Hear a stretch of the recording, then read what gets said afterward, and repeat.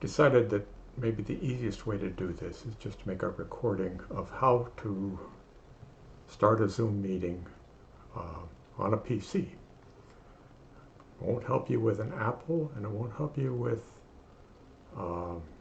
tablets, but this is a beginning.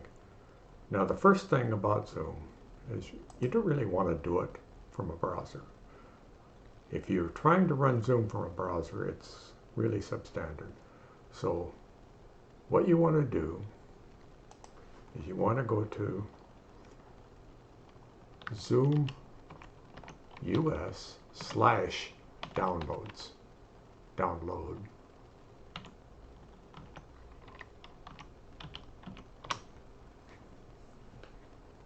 Go here first. Now, there's a client for meetings. Download that. Now, I've already downloaded it, so I'm not going to. But it doesn't matter whether you have a Macintosh or a PC. This will download the proper client that you want. Download that and install it. Don't run this thing from a browser. It's a substandard interface. Okay. Once you've got Zoom installed on your computer, the Zoom client, it will look like this. And you've got two choices. You can join a meeting or you can sign in. Now, if you're just joining a meeting, you click on this button. It asks for your meeting ID. It asks for your password. And actually, you can save a bunch of them. But I'm going to talk about how we do this and actually signing in. So I'm going to sign in. In this case, I'm going to use mine so I won't interrupt any. Normally, if you're doing this for the church, you'd be doing it with the office account. But I don't want to interfere with anything that's happening there, so.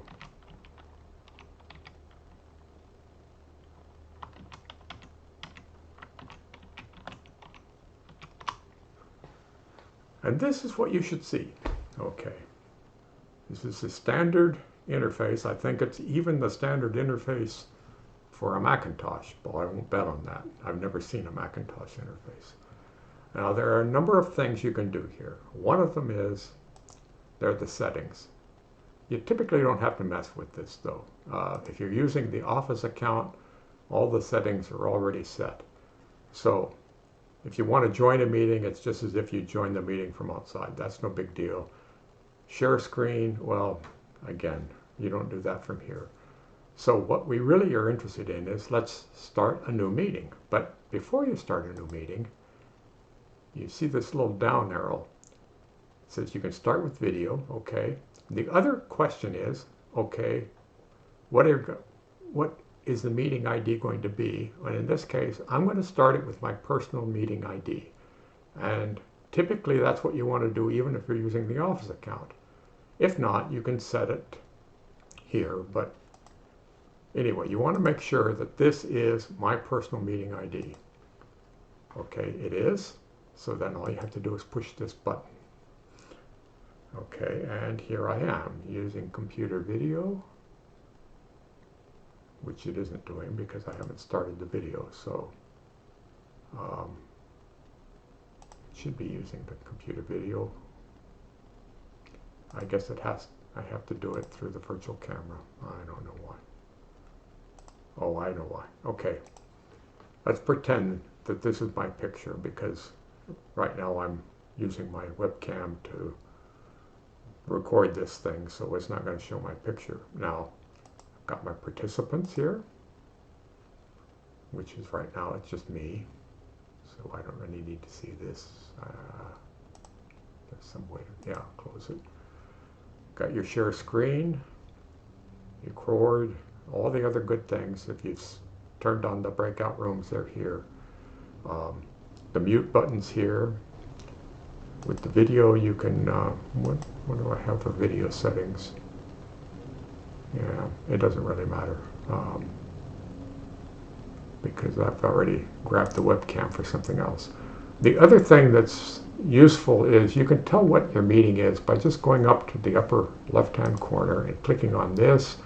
It will tell you what your meeting ID is, what the password is, what the numeric password is for someone coming in on a phone. It will also give you the link so you could mail that to somebody if need be. But typically, if you've used the right user ID, you'll be in the right place. All right. Share screen is nice. You can share your screen. Let's share it and use the computer sound. It doesn't matter. And there I have the screen shared, which happens to be my user interface. Your controls are up here at the top. So if I want to stop the share, I can stop the share. The other thing with share screen is if you want to let someone else share the screen, you can do it from the advanced settings. Right now, only one participant can share at a time, but I can let all participants share, or multiple participants can share, but that's not something you want to do unless you've got a bunch of monitors. So this is the one that allows you to let someone else share the screen, even if you're the host. All right. Now, in the participants here, you can see that one of the things you can do is you can designate someone else to be a co-host in here if there are more than one user. Of course, there aren't right now. So anyway, here's the inner full screen. If there were more than one person, there'd be a gallery view versus speaker view here, and that's the way it is. So anyway, that is Zoom, and then when I leave I always sign out. That's Zoom for a PC. Okay, I just realized that I can also show you how Zoom works on my Android tablet. Again, I don't have an iPad, so I can't show you an iPad, but this'll have to do. So I've got my tablet on the screen, and what I'm going to do is I'm going to bring up the Zoom interface. Again, we'll sign in. Well, with the tablet I've got it set so I can use my... Alright, so here's my tablet interface. I can start a new meeting, and it's going to ask me what the meeting ID is. I'm using my personal ID, and